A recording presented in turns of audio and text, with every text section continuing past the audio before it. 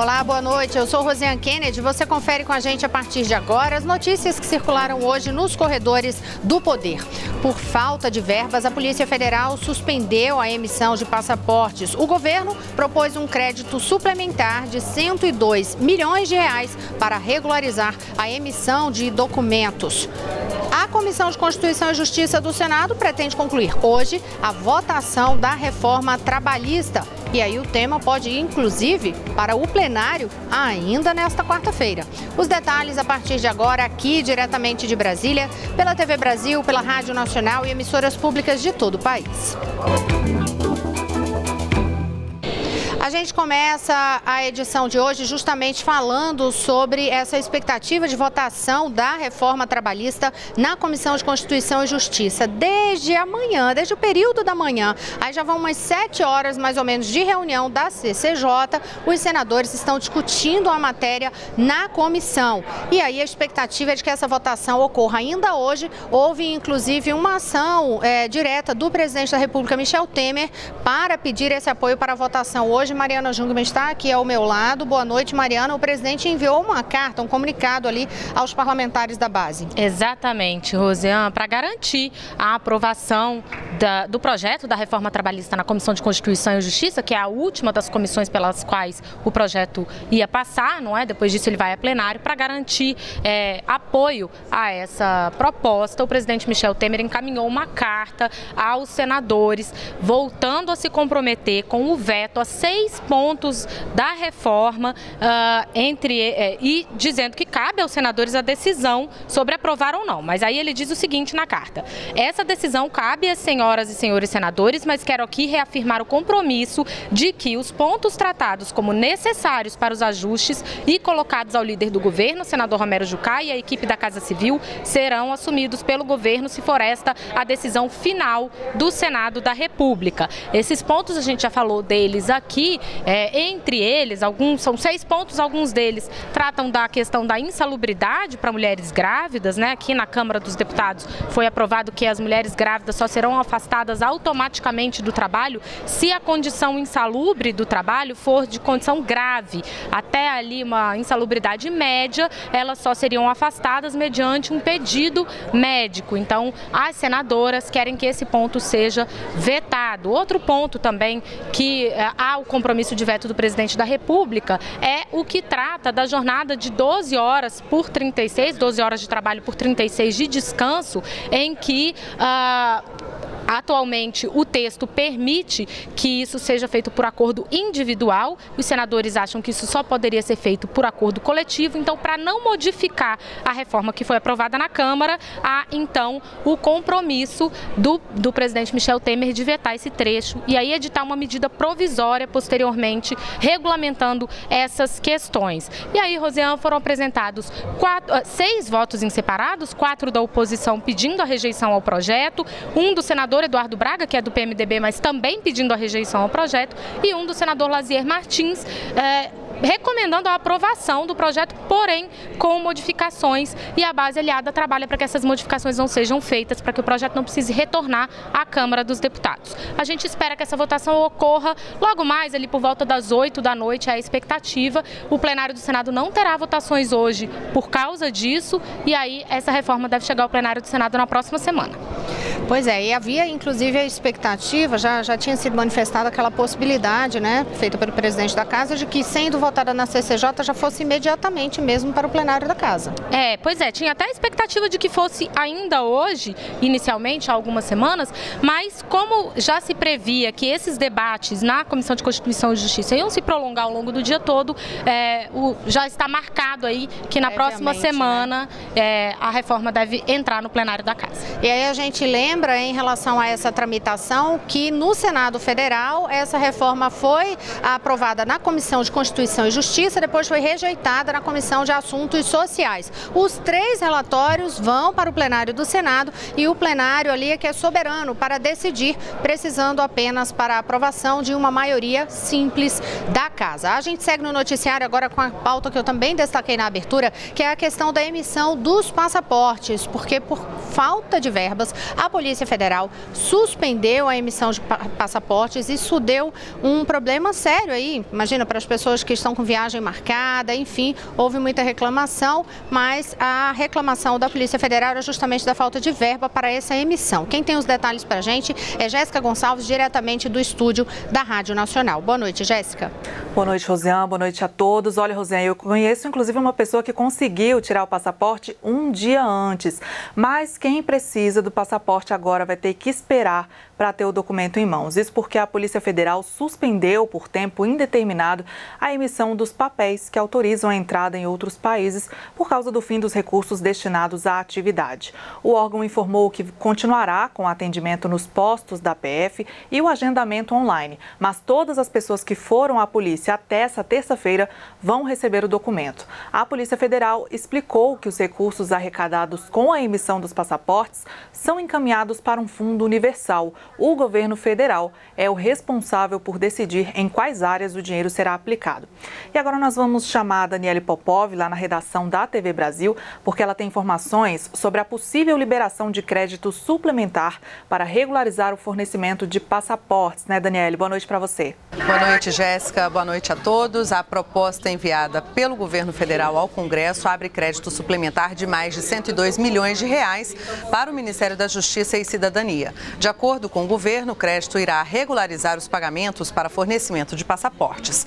Diante da urgência do tema, a Comissão Mista de Orçamento pode votar o projeto ainda nesta semana e o Congresso Nacional na próxima semana. A abertura de crédito suplementar no orçamento só pode ser feita via projeto de lei e não por medida provisória. O Ministério do Planejamento explicou também que a abertura deste crédito não amplia os limites para as despesas primárias estabelecidas pelo teto de gastos, nem afeta a obtenção da meta fiscal, já que se trata de remanejamento de recursos de outras áreas do governo. Com essas providências, o governo avalia que a entrega de passaportes será regularizada nos próximos dias. Rosiane, agora eu volto com você. Obrigada, Daniele Popov. Já que a gente está falando de conta, eu vou lembrar o seguinte: hoje o Tribunal de Contas da União teve reunião para decidir justamente sobre as contas do governo Dilma e Temer de 2016. Já foi concluída a votação, o relatório foi apresentado favorável, mas vamos saber como é que foi a votação e aprovação dessa matéria com Carolina Pimentel, diretamente na redação da Agência Brasil. Boa noite, Carol. Boa noite, Rosiane. Como você disse, o Tribunal de Contas da União avaliou as contas do governo federal em 2016 e aprovou essas contas, mas com ressalvas. Lembrando que em 2016 a presidência da República foi ocupada primeiro por Dilma Rousseff e depois por Michel Temer a partir do dia 12 de maio. Como no ano passado ocorreu isso, o Palácio Planalto foi ocupado por dois mandatários, o ministro relator desse processo no TCU, Bruno Dantas, ele elaborou dois pareceres, um relativo às contas da gestão de Dilma Rousseff e outro relativo às contas da gestão de Michel Temer. O objetivo, segundo o relator, foi individualizar as responsabilidades para cada período de gestão. No relatório, o relator Bruno Dantas, ele destacou como ressalva o fato do governo federal estar intensificando a prática de renúncia fiscal nos últimos anos, que é quando o governo concede benefícios para alguns setores da economia e acaba deixando de receber impostos. De acordo com o relator, os gastos do governo federal com essa concessão de benefícios tributários cresceram 133% entre 2009 e 2016. Só no ano passado, conforme o relator, o governo federal abriu mão de receber quase 378 milhões de reais. Agora, esse relatório do TCU vai ser entregue ao Congresso Nacional, que é o responsável por dar aí a palavra final sobre as contas do governo federal. Rosiane. Obrigada, Carolina Pimentel. Agora a gente vai até a redação da TV Brasil, no Rio de Janeiro, conversar com Maurício de Almeida ainda sobre essa discussão de contas públicas, mas tem muitos assuntos hoje.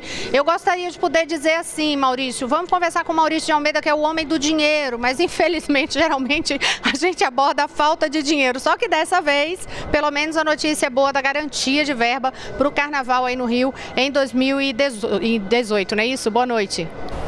Boa noite, Rosiane. Pois é, demorou, mas finalmente eu estou chegando aqui com uma boa notícia no Corredores do Poder.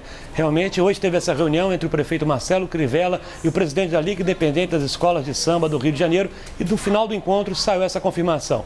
No ano que vem, as escolas vão desfilar num grupo especial na Marquês de Sapucaí. Para quem gosta de carnaval como eu, para todos os fãs do carnaval, realmente é uma ótima notícia. Esse foi o primeiro encontro depois que começou aquele impasse entre a Liga das Escolas e a Prefeitura do Rio, quando o município decidiu cortar parte do patrocínio que é destinado para as escolas de samba. Até esse ano, a Prefeitura passava para cada escola do grupo especial R$2 milhões, mas a Prefeitura decidiu, a partir do ano que vem, reduzir para R$1 milhão o patrocínio. As escolas ameaçaram não desfilar, mas depois do encontro de hoje, Crivella e Jorge Castanheira, da Liga das Escolas de Samba, fizeram as pazes. Crivella disse que é conversando que se entende e marcou até para a próxima segunda-feira um novo encontro com o presidente da Liga. O presidente da Liga disse que o prefeito ficou de tentar rever esse corte, não ser um corte tão brusco de 50%, talvez cortar 60%, o corte ficar um pouco menor, as escolas receberem R$1 milhão, R$1,5 milhão. A Prefeitura ficou de fazer os cálculos para saber quando vai poder investir no carnaval. O prefeito diz que, infelizmente, teve que cortar, já que está trabalhando com um déficit de R$3,8 bilhões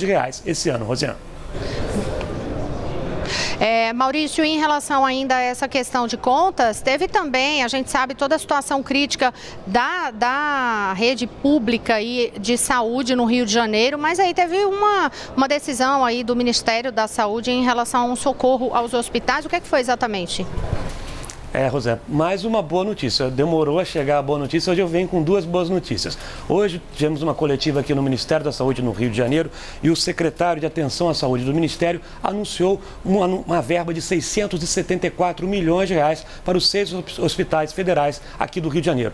No ano passado, essa verba foi R$126 milhões a menos. Com essa verba a mais que o governo federal está destinando para o Rio de Janeiro, a expectativa é de normalizar os atendimentos nessas 6 unidades federais. A expectativa é de que até o fim do ano, a fila para as cirurgias no Rio de Janeiro, que hoje chega a 10 mil pessoas, essa fila termine. Para isso, foi criada uma fila única envolvendo os 6 hospitais federais do Rio de Janeiro, já que hoje cada paciente pode se inscrever em hospitais separadamente, ou seja, o mesmo paciente pode se inscrever em 6 hospitais. Ou então, essa fila pode não chegar a ser de 10 mil pacientes.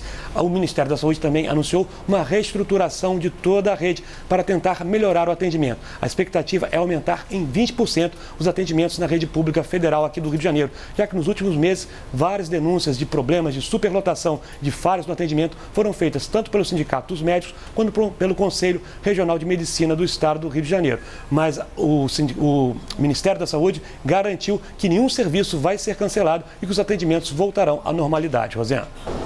Só mais uma coisa ainda referente a contas, Maurício, teve decisão aí de quando que vai ser a votação a respeito daquele estabelecimento de teto de gastos para o Rio de Janeiro, aquela polêmica que vem se arrastando na Assembleia? Teve sim, a Assembleia está com pressa para aprovar esse novo teto de gastos, afinal a Assembleia vai ser beneficiada, já que o teto de gastos está relacionado com os poderes judiciário, executivo e legislativo, ou seja, aumentando o teto, tem mais verba para a Assembleia. Tanto que para amanhã foram marcadas 2 sessões extraordinárias, a primeira delas às 9h30 da manhã e a segunda às 2 da tarde. A base do governo acredita que resolve o problema amanhã mesmo, consegue aprovar o novo teto de gastos. Se isso não acontecer, uma nova sessão extraordinária já está prevista para sexta-feira, já que na segunda-feira começa o recesso da Assembleia Legislativa aqui do Rio de Janeiro.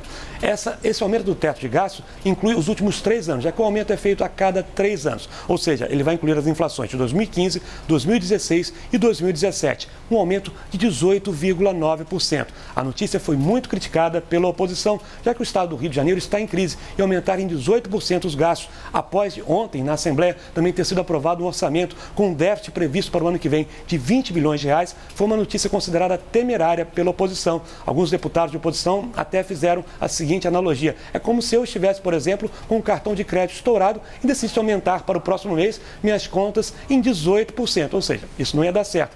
Provavelmente não deve dar certo também para o governo do Estado, Rosiane. Obrigada, Maurício de Almeida. Agora a gente vai mudar de pauta, porque é o seguinte, hoje é dia do orgulho gay e a Agência Brasil fez uma série de reportagens sobre o tema. A gente lembra já a ação nos Corredores do Poder, que foi de lançamento de campanha justamente para ajudar a população LGBT a enfrentar preconceitos. Quem tem todos os detalhes desse material especial da Agência Brasil é Carolina Pimentel. Bem, Rosiane, como você disse, hoje é o Dia Internacional do Orgulho LGBT e o governo federal lançou uma campanha chamada Deixe seu preconceito de lado, respeite as diferenças. E o objetivo dessa campanha é sensibilizar a sociedade sobre as diferentes orientações sexuais e identidades de gênero. Também faz um alerta aí para o aumento da violência contra a população LGBT e destaca aí a importância, o avanço das discussões de políticas públicas voltadas para esse público. A campanha já está sendo veiculada em rádio, TV e nas redes sociais. Agora a gente fala também de uma ação das Nações Unidas. As Nações Unidas apontam que aqui o Brasil já recebeu mais de 250 pedidos de refúgio de pessoas perseguidas em seus países por causa da orientação sexual.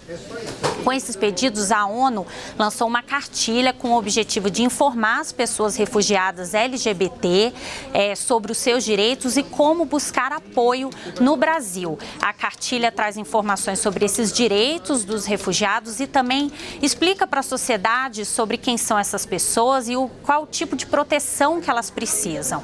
A gente publicou também hoje uma reportagem com uma entrevista com o jornalista Colin Stewart. Esse jornalista mora na Califórnia, nos Estados Unidos, e ele tem um site em que ele conta histórias de violação aos direitos humanos nos países onde existem leis que prevêem até mesmo a pena de morte contra homossexuais. Esse jornalista, ele tem se dedicado profissionalmente a denunciar esses crimes que ocorrem em pelo menos 72 países onde é crime ter relações consensuais com pessoas do mesmo sexo. A maior parte desses países fica na África e no Oriente Médio. O jornalista, ele recebe textos de colaboradores de países como Quênia, Nigéria e Jamaica. Inclusive, esses colaboradores, eles precisam usar nomes diferentes para assinar os textos, porque quando eles denunciam esses crimes, eles sofrem ameaças e correm o risco, inclusive, de serem assassinados. Agora, uma outra reportagem que a gente publicou também é que o nosso repórter Vinícius Lisboa, do Rio de Janeiro, ele reuniu histórias de pessoas LGBT que vivem em abrigos em Belo Horizonte, no Rio de Janeiro, em São Paulo e no Paraná. Essas pessoas contam que buscaram esses abrigos porque foram expulsas de casa ainda na adolescência por causa da orientação sexual e contaram para nossa reportagem como superaram traumas e discriminação. Uma dessas histórias é da transexual Dudes Falabert, de 35 anos, que mora em Belo Horizonte e que resolveu criar um curso, uma forma de ajudar as pessoas trans. Ela criou uma casa chamada Casa Transveste, que funcionava como um curso pré-vestibular e há 3 meses tem recebido pessoas trans que tiveram que deixar suas casas e perderam o emprego. Vale a pena conhecer essa história e outras na nossa reportagem, tudo no nosso site, agenciabrasil.abc.com.br. Rosiane. Obrigada, parabéns pela belíssima cobertura. E eu li a matéria e está bem emocionante mesmo. No próximo bloco, muitas outras notícias para você. Daqui a pouquinho eu volto já.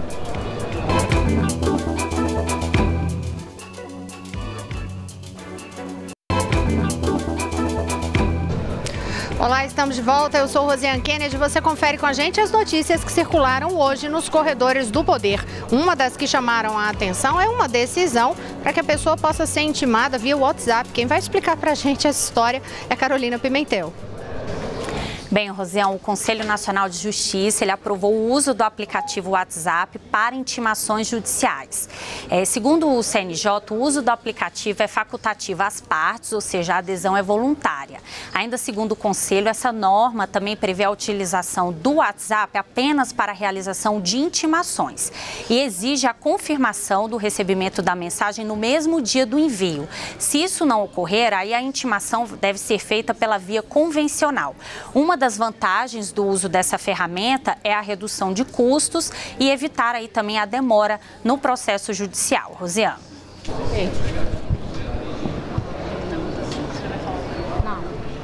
Obrigada, Carolina. Agora a gente vai até a redação em São Paulo conversar com Sara Kines. A Vanessa Casalino está de férias. Sara está aqui conosco nos corredores do poder. Obrigada, Sara, pela participação. E é justamente sobre mais uma operação da Polícia Federal. Qual foi o alvo desta vez? Boa noite. Oi, Rosiane, boa noite a todos. A Polícia Federal cumpriu hoje 26 mandados de busca e apreensão, 8 de prisão preventiva e 7 de prisão temporária na capital paulista, nas cidades de São Bernardo do Campo, Carapicuíba e Caraguatatuba, também em São Paulo e na cidade de Umuarana, no Paraná, que fica na rota do contrabando que vem do Paraguai. As investigações começaram em março de 2014 e a quadrilha distribuía por dia 800 mil maços de cigarro de marcas paraguaias, que são proibidas no Brasil. Entre os motivos da proibição está que os produtos não recolhem impostos para o país e não obedecem às normas da Agência Nacional de Vigilância Sanitária, a Anvisa. Roberto Eleutério da Silva, conhecido como Lobão, foi preso preventivamente durante a operação. Ele é responsável por estruturar a distribuição de maços de cigarros no comércio de rua na capital paulista.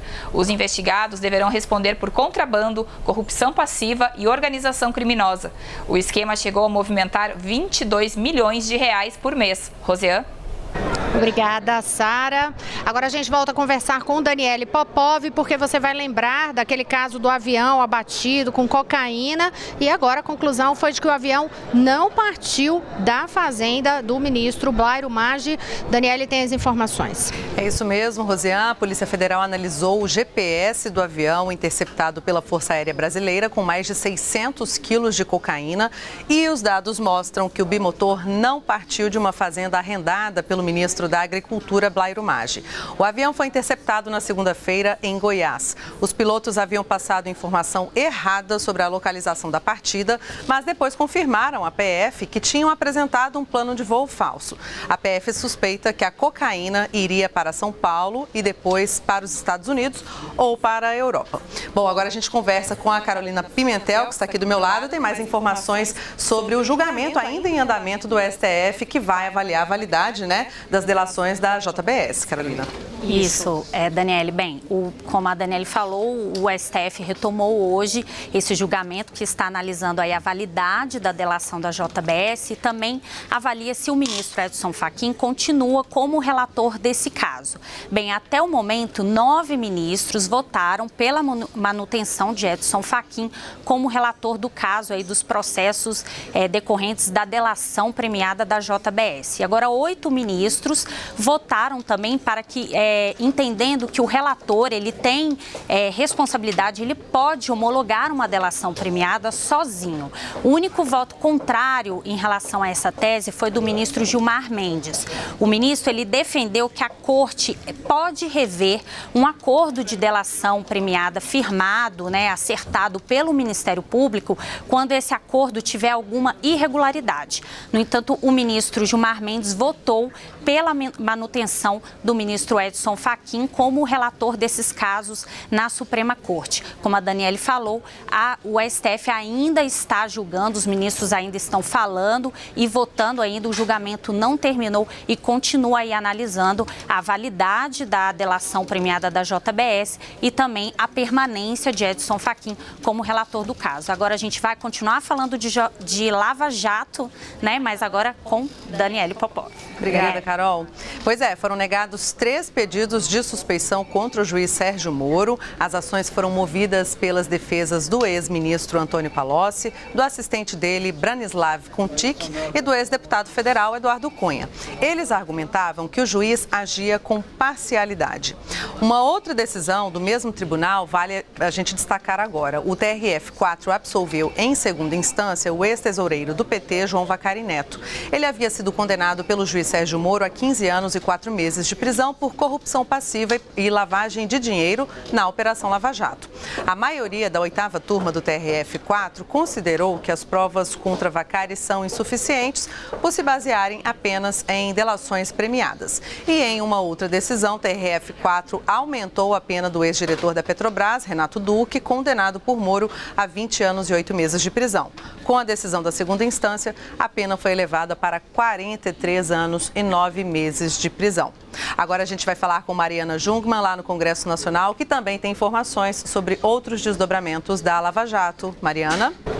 É isso mesmo, Daniele Popov. Olha, foi a defesa do senador Aécio Neves que entrou com um pedido na segunda turma do Supremo Tribunal Federal para que ele possa ter contato com a irmã dele, Andréa Neves. A gente lembra que Andréa Neves está em prisão domiciliar, mas uma das condições para que ela siga nessa prisão é que ela não tenha contato com nenhum dos outros investigados, e Aécio Neves é uma dessas pessoas, mas a defesa dele alega que isso fere o direito natural ao contato familiar, uma vez que já foi encerrada a fase de investigações, já foi feita a denúncia, então eles não poderiam mais agora atrapalhar aí as investigações. Então agora a defesa de Aécio Neves pede que ele possa voltar a ter contato com Andréa Neves, viu, Rosiane Kennedy? Ô Mariana, e inclusive por falar no senador afastado Aécio Neves, tinha aquele pedido e ficou uma polêmica porque foi arquivado um pedido de investigação dele no Conselho de Ética. Ontem você estava falando sobre a situação de saúde do presidente do Conselho de Ética,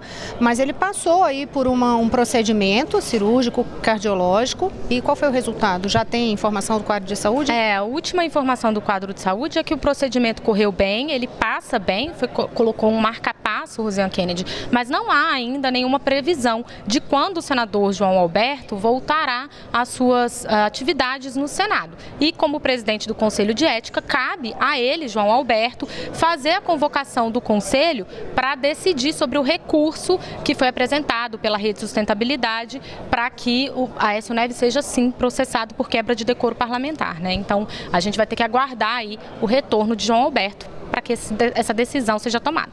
E olha, aí uma informação sobre uma reunião que está acontecendo agora. Hoje o senador Renan Calheiros, do PMDB de Alagoas, anunciou que estava deixando a liderança do PMDB e a bancada está reunida justamente para saber quem, a partir de agora, vai conduzir ali a orientação da bancada nas reuniões de liderança partidária. Então, certamente amanhã a gente traz esses detalhes para você também. Com essas informações, a gente encerra o nosso noticiário hoje nos Corredores do Poder. Amanhã a gente está de volta com muitos bastidores políticos. Até lá, boa noite a todos. Boa noite, Mariana. Boa noite, Rosiane. Até amanhã.